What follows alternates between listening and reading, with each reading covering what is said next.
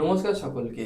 তো বন্ধুরা, এই ভিডিওতে আবারও আমরা একবার কথা বলবো ক্রিকেট নিয়ে, যেখানে ভারতীয় ক্রিকেট দলকে নিয়ে কথা বলবো, আইপিএল এ কেকেআর দলকে নিয়ে কথা বলবো, এবং সেই সঙ্গে এই মুহূর্তে সব থেকে বেশি যে বিষয়টা চর্চায় আছে, বাংলাদেশ পাকিস্তান তারা কি ভারতে আসবে খেলতে, সেই বিষয়টা নিয়ে, যেখানে অলরেডি বাংলাদেশ নাম তুলে নিয়েছে, বয়কট করেছে। তবে পাকিস্তান খেলতে আসবে কি আসবে না সেই বিষয় নিয়ে একটা জল্পনা কল্পনা চলছিল।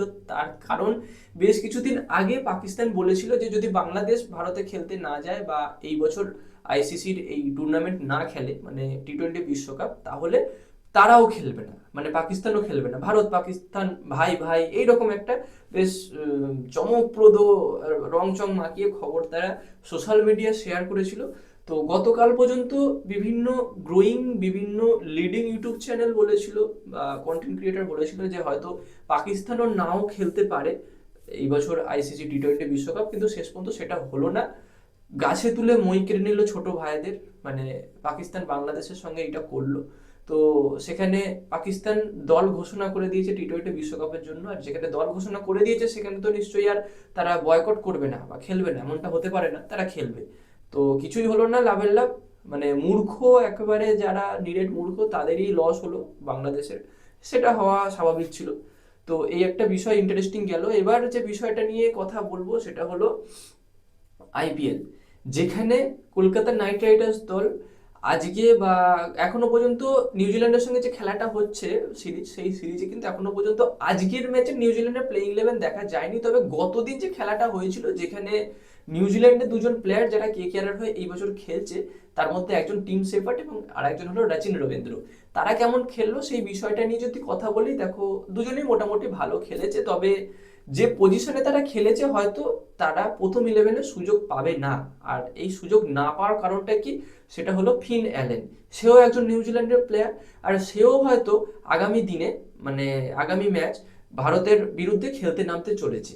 কেননা এখন বিগ ব্যাশ লিগের ফাইনাল শেষ হলো কিছুক্ষণ আগে, যেখানে জিতে গেছে ফিন অ্যালেনের দল।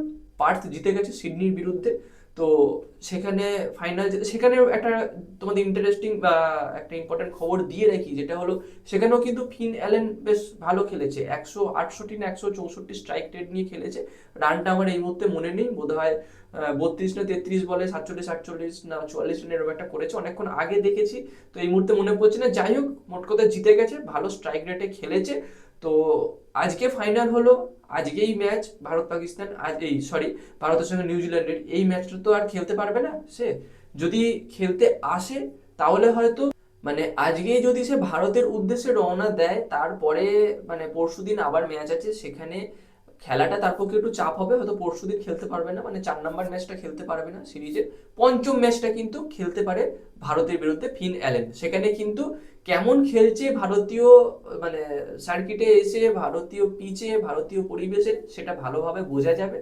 তো যদি 5 নম্বর ম্যাচটা খেলে, একটা হাই চান্স আছে খেলার, আশা করি খেলবে। আর যদি না খেলে কি আর করা যাবে, এমনিই 5টা ম্যাচের মধ্যে 2টো ম্যাচ ভারত অলরেডি জিতে গেছে, আজকের ম্যাচটা যদি জিতে যায় তাহলে সিরিজ তারা পকেটে করে ফেলবে। তো এবার দেখা যাক আদেও সে আসে কিনা, বা আসলেও খেলে কিনা, বা তাকে প্রথম ইলেভেনে সুযোগ দেয়া হয় কিনা। কারণ টিম শেফার্ড মোটামুটি গতদিন ভালো স্টার্ট দিয়েছিল, আবার রচিন রবীন্দ্র খুব একটা খারাপ খেলেনি, সেও মোটামুটি ভালো খেলেছিল। কিন্তু দুর্ভাগ্য, তারা ভারতের ব্যাটিং এর কাছে হেরে গেছে। কারণ তাদের ক্যাপ্টেন মিস সেন্ট্রার এটাই বলেছে যে এই ভারতের কাছে 300 রানও বোধহয় যথেষ্ট নয়।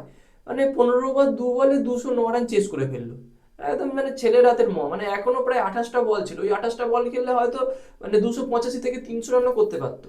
যেখানে অভিষেক শর্মা রান পায়নি ঠিকই, যেখানে সঞ্জু স্যামসন রান পায়নি ঠিকই, রান পেয়েছে ঈশান কিষান, রান পেয়েছে সূর্যকুমার যাদব, শিবম দুবে, এরাই খেলা শেষ করে দিয়েছে। আর বোলিং এর দিক থেকে দেখতে গেলে অর্শদীপ সিং খুব একটা ভালো বল করতে পারেনি। তবে আজকের ম্যাচে প্লেইং ইলেভেন এখনো কেমন হবে আমি এখনো পর্যন্ত জানতে পারিনি, যেহেতু ভিডিও বানাচ্ছি।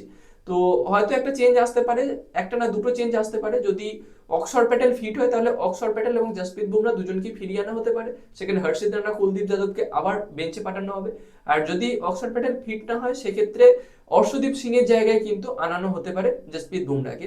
কারণ খুব একটা ভালো ম্যাচ গতদিন যায়নি, আর জসপ্রীত বুমরাকে একটা ম্যাচ রেস্ট দেওয়া হয়েছিল, এই ম্যাচটা দেখা যাক কেমন খেলে।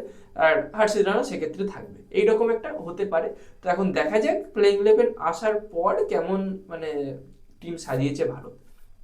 তো বন্ধুরা এই ছিল আজকে ছোট করে আপডেট। ভিডিওটা যদি ভালো লাগে লাইক করে দিও, শেয়ার করে দিও, তোমাদের মতামত কমেন্টে জানিও। তো গাইজ দেখা হচ্ছে পরবর্তী ভিডিওতে। Bye bye.